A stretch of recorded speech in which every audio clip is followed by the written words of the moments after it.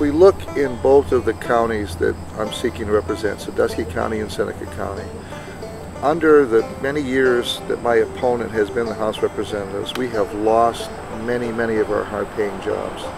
We have a tremendously educated workforce in both Sandusky County and Seneca County. Too many people are sitting at home, and I want to make sure we get these people back to work. I will do everything I can to raise the economic level. I will go out as your state representative and try to find the best paying jobs that will bring the energy back to these two counties. As I go around door to door, as I go to events, I talk to people. This is one of the real problems we have, is that we have people that are well trained, some of the best well-trained people in the state of Ohio, that have lost their jobs, and I want to make sure we get those back.